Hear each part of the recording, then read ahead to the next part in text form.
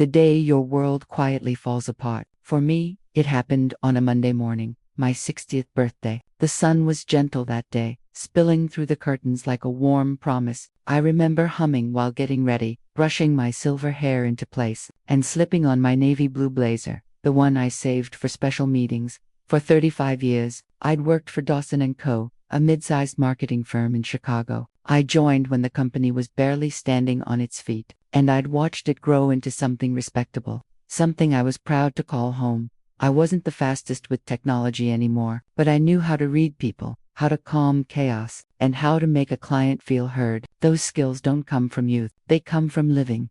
That morning, I picked up 2 boxes of pastries and a small chocolate cake from the cafe downstairs, a little birthday treat for the office. It was a tradition. I'd been doing it for years. I even sent out a quick email before heading in.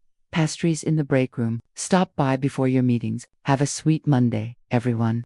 My phone buzzed with a few happy birthdays, but strangely, most people didn't reply. Still, I brushed it off. Mondays were always busy. When I arrived at the office, I noticed something odd. The air felt different. Normally, our 9th floor workspace buzzed with laughter and conversation, the clatter of keyboards, the smell of burnt coffee, the rhythm of teamwork. But that morning, it felt unusually quiet. People smiled politely, but their eyes slipped away too quickly.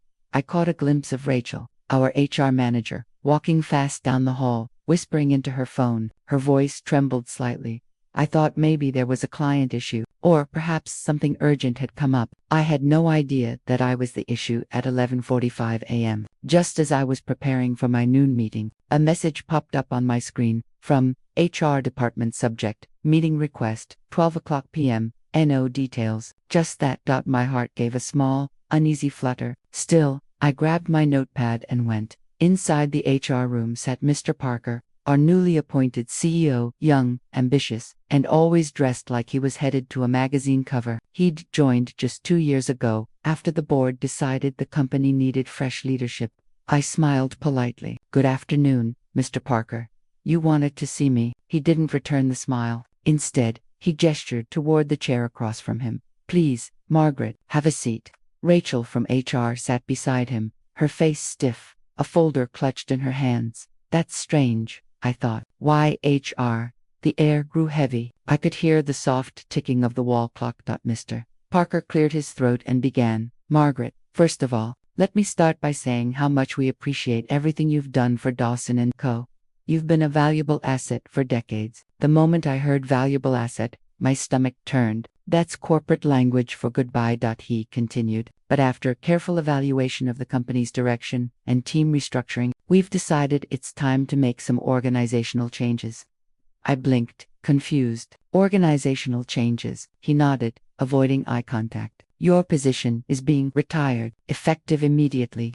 My hands froze on the table. Retired, I repeated slowly. Rachel slid a paper across the desk, a termination agreement. Margaret, she said softly, this isn't personal. The company's shifting focus to younger leadership, people who can bring in new energy and adapt to the fast-paced digital environment.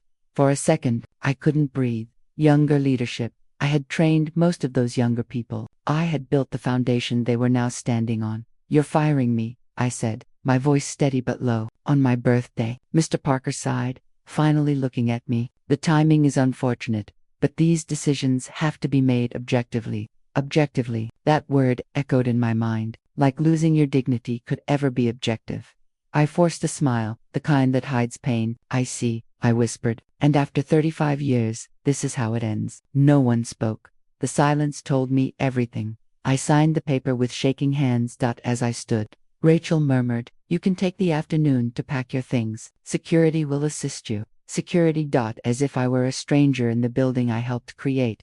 I nodded once, turned, and left the room. My office, my sanctuary for 3 decades, suddenly felt like someone else's space. The family photos on my desk, the plant near the window, the award I received 10 years ago for Employee of the Year. All of it looked foreign. My eyes landed on a small gift bag tucked beside my keyboard. It was from my colleague, Lena, the youngest on our team. The tag read, Happy birthday, Margaret. You're my role model. I swallowed hard. I didn't even have the courage to open it. By the time I packed my belongings, the clock struck to no one stopped by. No one said goodbye. The same people who once came to me for advice now couldn't meet my eyes. I guess loyalty is convenient until it costs you something. As I walked out carrying a box of my things, I saw the cake I'd brought that morning, sitting untouched in the break room. The frosting had started to melt slightly. I left it there. Somehow, it felt symbolic, something sweet left to waste. The elevator ride down felt endless. When the doors finally opened, the afternoon light hit my face like a question I didn't know how to answer. 60 years old, jobless, alone. I stood on the sidewalk outside the building, staring at the logo I'd walked under every day for half my life, Dawson and CO. I whispered to myself, "You gave them your best years. Don't let this be the end." That evening, I sat by the window in my small apartment, the city lights twinkling below. The termination letter lay on my kitchen table beside a slice of cold pizza, my birthday dinner. I tried to cry, but no tears came. It wasn't sadness anymore. It was disbelief, mixed with something else, a faint spark of anger, of pride. For the first time, I realized that maybe losing everything wasn't punishment. Maybe it was a beginning disguised as an ending. I didn't know how, but deep down I promised myself one thing. One day, I'll walk back into that office again, not as their employee, but as their equal, or better yet, their boss. That night, I opened my laptop and stared at a blank document. On the top line, I typed, "New Beginnings Plan." I didn't know where to start. I had no roadmap, no team, no capital, just decades of knowledge and a fire that refused to die. I began writing ideas, business consulting, training programs, online strategy sessions, things I could do with what I already knew. Every word on that screen became a thread pulling me out of despair. By midnight, I had a plan, small, messy, but real. I closed my laptop, took a deep breath, and whispered into the dark, "They may have closed their doors on me, but I'm not done walking." That was how it began, the story of how losing everything on my 60th birthday became the greatest turning point of my life. What I didn't know back then was that the very man who fired me would one day be sitting across the table again, only this time, he'd be the one signing the resignation. The morning after I lost my job felt unreal. For 35 years, I had a rhythm: wake up at 6:30, coffee by 7, office by 8:45, reports before noon, team calls in the afternoon. Now, there was silence, no emails, no meetings, no reason to iron my blazer. I sat at my kitchen table, staring at the little plant I'd brought home from my desk. It used to sit by the window in my office, soaking up morning light while I worked. Now it sat between unpaid bills and the folded termination letter. The world outside my apartment went on, as usual. The hum of traffic, people hurrying to work, and I felt invisible, like I'd fallen out of the rhythm of life. That first week was the hardest. I told myself it was just a phase, that I'd get another job soon, but reality has a way of humbling even the strongest hearts. I applied to 15 companies, all of them places I knew needed people with my experience. I tailored my resume, polished my LinkedIn profile, even added phrases like adaptable to new technologies and digitally fluent. But every interview ended the same way: polite smiles, empty promises. "We're looking for someone who can bring a fresh perspective. You're clearly very qualified, but we've decided to move forward with another candidate." I knew what they meant. They didn't want experienced, they wanted young. The last rejection came from a company whose manager was 12. He glanced at my resume, smiled sympathetically, and said, "You've had an amazing career, ma'am, but don't you think you deserve some rest now?" I smiled politely, but inside, something cracked. Rest. Rest is for those who are done living. IWASN single quotes T. By the end of the month, my savings had started to thin. The pension I received was modest, barely enough to cover rent and groceries. I tried to stay positive, but there were nights I lay awake, staring at the ceiling, asking myself, who am I, if I'm not Margaret from Dawson? It's strange how work becomes your identity. You pour years into a title, a company, a purpose, until it becomes part of your name, and when it's gone, you don't just lose income, you lose yourself. One afternoon, I was sorting through some old files when I found a folder labeled Training Programs. It was full of presentations I'd created to teach young executives about communication, leadership, and crisis management. I flipped through the slides and realized those lessons were still relevant. maybe even more relevant now, when people cared more about algorithms than empathy. For the first time in weeks, I felt something light up inside me, a spark. I opened my laptop, created a new folder, and named it Margaret Consulting Draft. That was the night I decided, if the world wouldn't hire me, I'd hire myself. I began reading about online business consulting, how people offered their expertise remotely. The internet was full of coaches, mentors, advisors, some barely half my age, charging hundreds of dollars per hour to teach things I'd lived for decades. So I spent nights watching free webinars and tutorials. I learned about personal branding, social media outreach, even how to design a basic website. It wasn't easy. Sometimes I'd stare at my computer screen for hours, trying to figure out how to edit a page or schedule a Zoom call. But every time frustration hit, I'd remind myself, you learned how to run a company before there was even email. You can learn this too. Slowly, I built my first online profile, a simple page titled, Margaret Lewis, Business Consultant Leadership Through Experience. I uploaded my old training presentations, added testimonials from former colleagues, and started offering free one-hour sessions to small business owners. The first week, no one booked a call. The second week, one person did. A bakery owner named Elise, struggling with staff management. We talked for an hour. I listened, guided, and shared what I knew. The next day, she emailed me, Margaret, I don't know what kind of magic you have, but my team is finally listening. Thank you.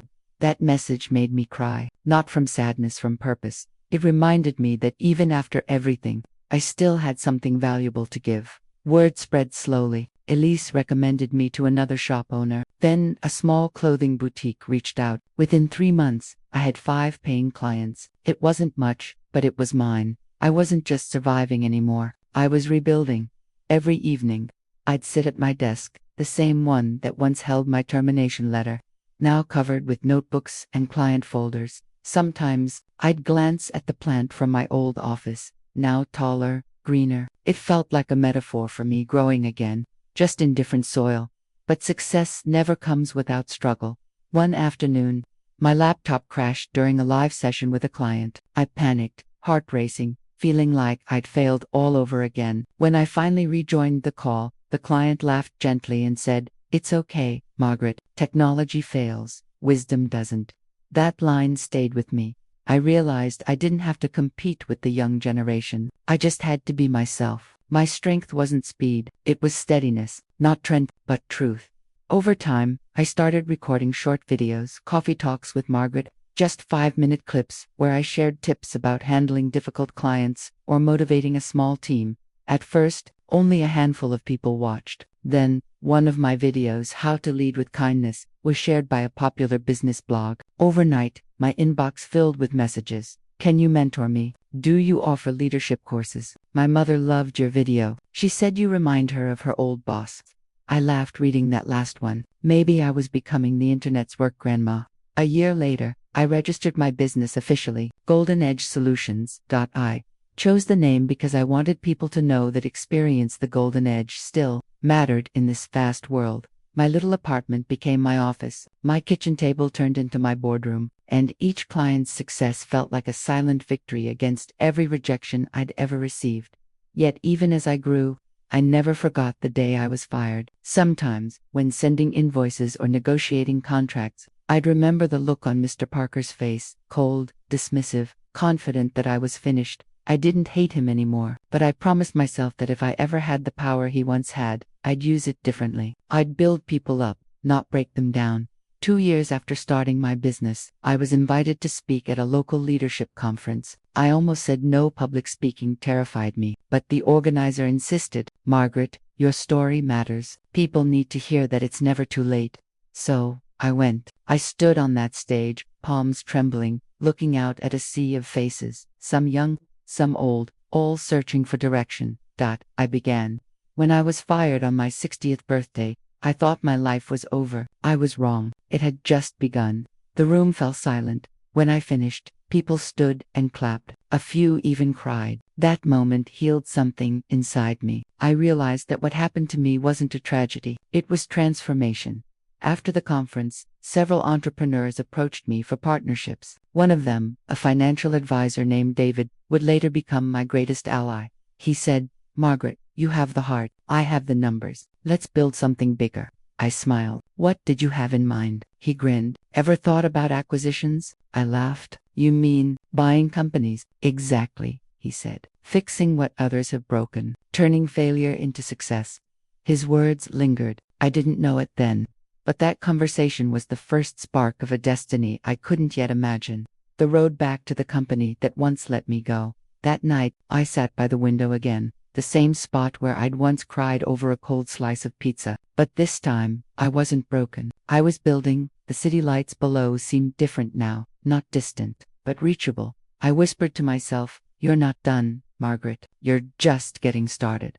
What I didn't know was that fate was already writing the next chapter, and it would begin with one email, a message that would change everything. It was a quiet Thursday morning when the email arrived. I was sipping my coffee, scrolling through my messages, when a familiar name stopped me cold. Dawson & Co. For a moment, I thought my eyes were playing tricks. The same company that had fired me 2 years earlier, now sitting in my inbox. My hand trembled slightly as I clicked the message. It was from a corporate broker, someone who handled business mergers and acquisitions. The subject line read, "Potential strategic investment opportunity." Inside, the message said, "We're reaching out to select clients regarding the potential sale of Dawson & Co. Limited, a mid-sized corporate management firm currently facing financial restructuring." My breath caught in my throat.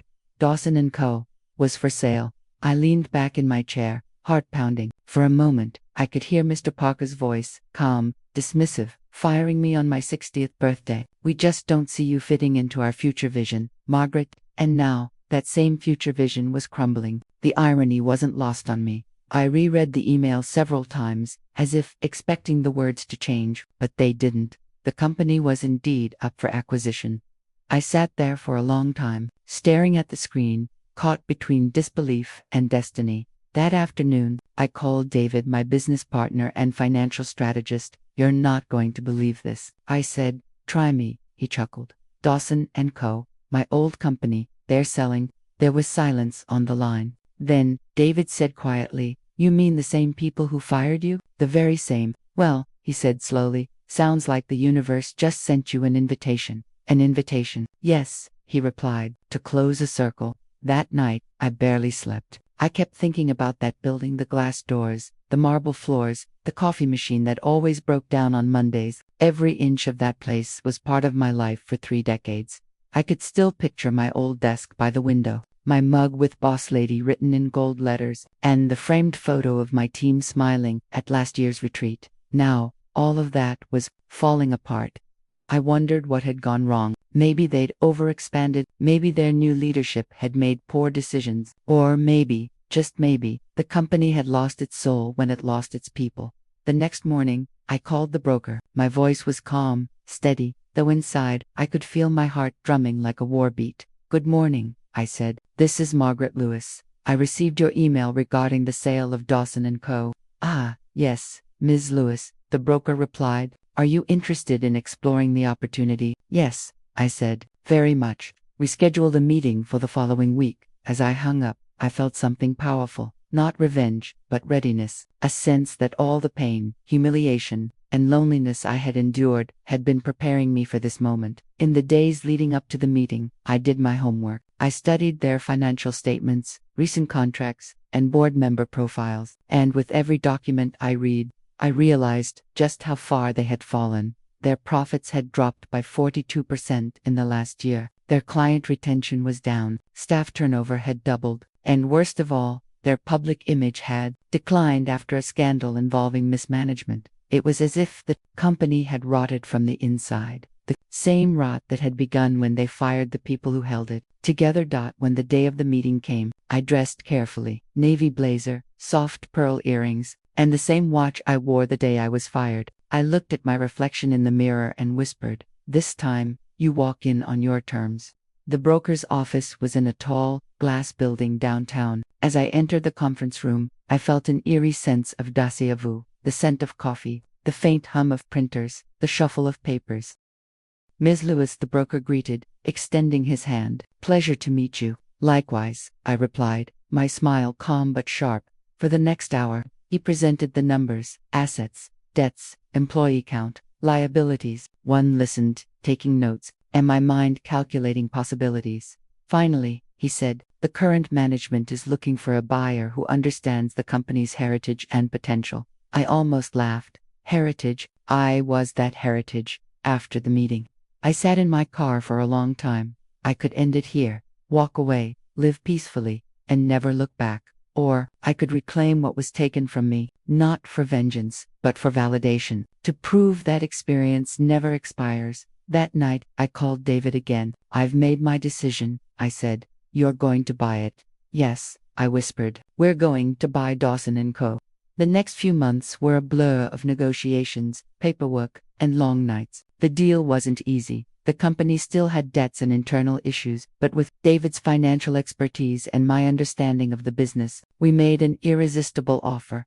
Some of the board members recognized my name. I could sense their discomfort in the meetings. They'd whisper among themselves, probably wondering if I was back for revenge. I wasn't. I was back to rebuild what they had broken. When the contract was finally signed, the broker smiled and said, "Congratulations, Ms. Lewis. You're now the majority owner of Dawson & Co." My hands shook slightly as I held the pen. For a moment, I thought about my first day at that company, a nervous young woman with big dreams, and now, here I was, 62 years old, signing the papers that made me the owner of the same firm that once threw me away. Life has a poetic way of closing circles. The day I officially walked back into Dawson & Co., the entire staff turned their heads. Some recognized me, some whispered my name. I smiled gently, not with arrogance, but peace. Boffmist. Parker was still there, but not as CEO. After the company's downfall, he had been demoted to a consultant role. When he saw me step into the office as the new owner, his face turned pale. "Margaret," he said, barely audible. I nodded politely. "Good morning, Mr. Parker. Long time no see." He tried to speak, but no words came. I walked past him. Calm, dignified, unstoppable. In that moment, I didn't feel anger or triumph, just closure. I walked to the window, the same one where I'd once sat as an employee, staring at the skyline and wondering if I'd ever matter again. And now, that same skyline reflected a truth I had earned, not given, not gifted, earned.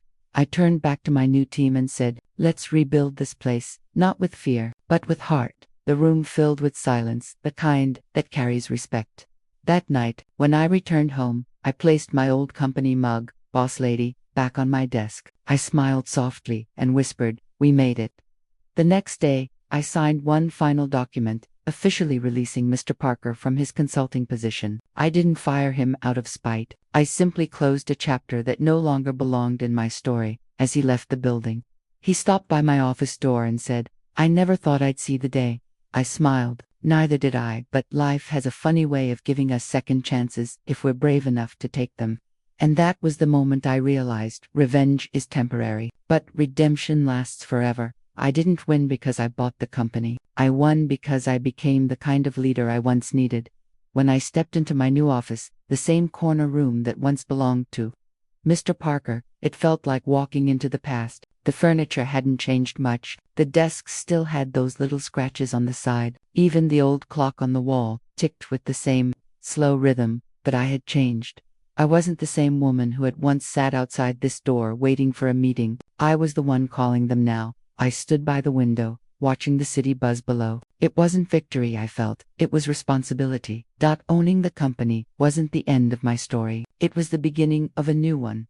The first week was quiet. Employees walked on eggshells around me. Some looked guilty, others curious. I could almost hear their thoughts. Is she here to punish us? Will she fire half the staff? What's she really planning? I understood their fear. They had seen leaders come and go, each promising change, each leaving disappointment behind. So I decided to do what no one expected. I called everyone, every single employee, into the main conference room. When I walked in, the air was thick with tension. I smiled softly, setting down my notebook. "Good morning," I said. "I know some of you remember me. For those who don't, my name is Margaret Lewis." A few heads nodded, a few pairs of eyes widened. "I know what you're all thinking," I continued. "Why is she here? What's she going to change?" I paused. "Well, I'll tell you. Everything." Murmurs rippled through the room. I let them fade before I spoke again. but not in the way you think. I'm not here to rebuild this company with fear. We've already seen where that leads. I'm here to rebuild it with trust. Silence fell. From today, I said, we are starting over. No more closed-door meetings. No more favoritism. No more pretending everything's fine when it's not. This company was once built on loyalty, compassion, and teamwork values we lost along the way. I intend to bring them back. I could see eyes glistening in the crowd, some with hope, some with disbelief. But that was fine. Change always begins with doubt. Over the next few weeks, I met with every department. I listened more than I spoke. I wanted to understand what had gone wrong, not in the numbers, but in the people. One young analyst, barely 25, told me, we were scared to share ideas. Every time someone tried something new, they got blamed if it failed. I nodded. Not anymore, I said. From now on, if you fail, you learn. And if you learn, you grow. That simple sentence became our new motto. Slowly, the energy began to shift. The office that once felt heavy now buzzed with quiet enthusiasm. People stayed late, not out of fear, but passion. I noticed little things, laughter returning to lunch breaks, ideas scribbled on whiteboards, team members helping each other without being asked. And for the first time in years, Dawson & Co. began to feel alive again. But transformation wasn't just about morale, it was also about survival. The company's finances were still fragile. David, my business partner, warned me one evening, we have 6 months of runway. Margaret, if we don't land a big client soon, the numbers won't hold. I nodded. Then we'll land one. I spent days reaching out to old contacts, attending business forums, and pitching new clients personally. Many didn't recognize me. A 62-year-old woman walking into meetings with a calm smile and a folder full of fresh strategies. But when I spoke, they listened, because experience has a sound, and it's louder than youth. One day, we got a meeting with Greystone Logistics, a major firm that could turn our future around. They were known to be tough negotiators. But I'd worked with them decades ago. When I entered the boardroom, the CEO, a man half my age, raised an eyebrow. You're Margaret Lewis. Yes, I smiled. In the flesh. He smirked. You've got quite a reputation. People say you turned Dawson & Co. around. Not yet, I said softly, but I intend to. That line broke the ice. We talked for hours about leadership, transparency, and the kind of business culture that lasts. When I finished, he leaned back and said, you remind me of my grandmother. She was the strongest person I knew. You've got her. Fire. A week later, Greystone signed a contract worth more than any we'd landed in 5 years. The deal changed everything, not just financially, emotionally, but for the first time since I took over, my employees walked with pride again. We could breathe, we could dream. I watched them celebrate in the break room that night, young faces glowing with joy, and I felt tears rise in my eyes. This was what leadership was supposed to look like, but life always tests. You write when you start feeling safe. A few weeks later, I received a letter, an anonymous complaint claiming that one of our senior managers was taking kickbacks from suppliers. My heart sank. I'd seen corruption destroy too many good things before. I ordered a quiet internal review. No drama, no rumors. Within 2 weeks, the truth surfaced. The allegations were real, and the manager involved was someone I once trusted. It hurt, but I knew what had to be done. I called him into my office. He avoided my eyes. I made a mistake, Margaret, he said quietly. I sighed. We all do. But integrity is non-negotiable here. You'll have to step down. He nodded, shame washing over his face. I understand. When he left, I stared at the empty doorway for a long time. Leadership, I realized, wasn't about being liked. It was about being right. The following months brought growth. Steady, honest, earned growth. Our revenues doubled. Employee satisfaction soared. We launched mentorship programs for young professionals, helping them find confidence in a world that often dismissed them, just as I had once been dismissed. Every Friday, I'd host coffee chats, open discussions where anyone could share ideas, frustrations, or dreams. No hierarchy, no fear, just humans talking. Those sessions became the heartbeat of the company. Some of the best innovations came from interns brave enough to speak. One afternoon, during a coffee chat, a young woman asked me, Ms. Lewis, do you ever think about the day they fired you? I smiled. Every now and then, but not with anger anymore. Then how? She asked softly. I thought for a moment and said, that day taught me that sometimes life breaks you, just to show you what you're made of. The room went quiet in their eyes. I saw something I had longed to see for years. Respect, not for my title, but for my journey. On the second anniversary of buying Dawson & Co., we held a small gathering in the main hall. The team surprised me with a plaque that read, "To Margaret Lewis, the woman who rebuilt us." I couldn't speak for a moment. My throat tightened as I traced the engraved letters with my fingertips. I looked at my team, my family now, and said, "No one rebuilds alone. We did this together." That night, as I locked my office and walked out into the cool evening air, I felt something deep in my heart: peace. The same city lights that once made me feel small now shimmered with familiarity. I wasn't chasing validation anymore. I had built something that mattered. I paused by the front door of the building and whispered, "We're not just a company anymore. We're a story." And in that moment, I knew the true comeback isn't when you rise above others, it's when you rise above who you used to be. The office felt different that morning. The same glass doors that once opened to swallow me in fear and humiliation now welcomed me with quiet respect. My name, Margaret Hale, CEO, was etched on the frosted glass outside the main boardroom. I paused before stepping in, my hand trembling slightly on the handle, not from weakness, but from the sheer weight of time, all those years that had led me here. Inside, a group of young executives waited, confident, bright-eyed, full of ambition. They stood up the moment I entered, a gesture I still wasn't used to. "Good morning, everyone," I said softly. A few smiled, some nodded eagerly. To them, I wasn't just a boss, I was a story. The woman who'd been fired on her 60th birthday, and years later returned to buy the company that threw her away. I began the meeting the way I always did, not with numbers or strategy, but with gratitude. "Before we start," I said, "I want to thank each of you. You are the reason this company still stands. You've rebuilt it not just with ideas, but with heart." They listened in silence. "When I first started here, we measured success by profit margins. Now, we measure it by people, by how we treat them, how we grow them, and how we listen." One of the newer employees, a young woman named Clara, raised her hand. "Ma'am, can I ask you something personal?" I nodded. Double quotes. "After everything that happened, how did you find the strength to forgive him?" The room grew quiet. Everyone knew who him meant. I took a deep breath. Forgiveness doesn't mean forgetting. It means letting go of the need to keep reliving the pain.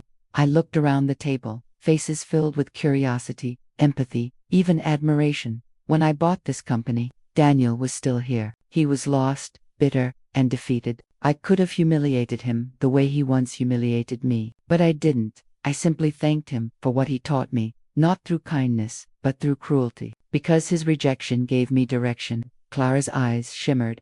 "And where is he now?" "Retired," I said softly. I offered him a small advisory role, but he declined. Pride has a way of closing doors that humility could have kept open. Later that afternoon, I walked through the hallways, the same ones I once left in tears. Now, framed photographs of our employees lined the walls, smiling faces. Each one a reminder that companies don't build people. People build companies. I stopped by the break room where a group of interns were laughing over coffee. They went silent when they saw me. "Don't stop laughing," I said warmly. "That sound is good for this place." They grinned, visibly relieved. One of them, a boy barely in his 20s, asked, "Is it true, ma'am, that you started your business at 60? 61, actually," I said, smiling. "But who's counting?" He looked amazed. "Weren't you scared?" "Terrified," I replied honestly. "But being scared doesn't mean you stop moving. It means you keep walking until your courage catches up." That evening, when everyone had gone home, I stayed behind. I walked into my office, the same one that used to belong to Daniel. The city lights glowed through the glass windows, reflecting off the silver photo frame on my desk. It was an old picture, me, in my first year at the company, standing beside a typewriter, grinning with naive excitement. I picked up the photo, tracing my younger self's face with my thumb. "You did it, dear," I whispered. "You didn't let them write your ending." A knock on the door broke the silence. It was Julia, the former HR manager who'd once handed me that termination letter. She looked older now, but her eyes were kinder. "I hope I'm not disturbing you," she said. "Not at all. Come in." She hesitated, then smiled faintly. "I've been meaning to tell you something. That day, the day we let you go, I wanted to speak up, but I was scared, and I've regretted it ever since." I stood up and placed a hand on her shoulder. "Julia, you don't owe me an apology. That day was meant to happen. If it hadn't, I'd still be sitting in that old cubicle, too afraid to chase what was next. Her eyes filled with tears. You've changed this place, Margaret. Everyone feels it. It's not just a company anymore, it's a home.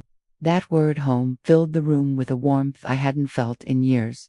A week later, I was invited to give a speech at a business conference, a gathering of CEOs, investors, and young entrepreneurs. The theme was the future of leadership.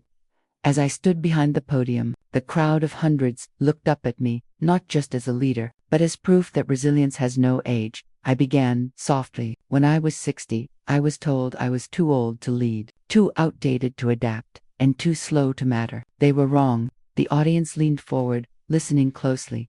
Experience is not a burden, it's a compass. It points you where wisdom hides. The mistake we make is thinking success belongs to the young, but success belongs to the willing, those who refuse to stop learning, no matter how many birthdays they've had. The hall erupted in applause. I continued, my voice steady but emotional. I built this company, again, not to prove anyone wrong, but to prove myself right, that kindness can coexist with power, and that failure is just the universe redirecting you to your real purpose. After the conference, I received letters from women around the world, single mothers, retired teachers, laid-off workers, all saying the same thing. Your story gave me hope. One letter, written in shaky handwriting, said, I'm 59, and I thought my dreams had expired, but after hearing you, I'm starting again. I held that letter to my chest and cried, not out of sadness, but gratitude, because I realized something profound. Revenge fades, power fades, but influence that lasts forever. A year later, on my 70th birthday, the staff surprised me with a gathering in the main hall. There was music, laughter, and a large cake with silver candles. As I blew them out, Clara, now promoted to manager, handed me a small box. Inside was a gold pen engraved with the words, "For the woman who taught us how to rise." I couldn't speak. My throat tightened with emotion. You've given us all something to believe in, she said softly. A second chance doesn't come easy, but because of you, we all believe it's possible. I smiled through tears. Thank you, my dear. Just promise me one thing. When it's your turn to lead, lead with heart, not fear.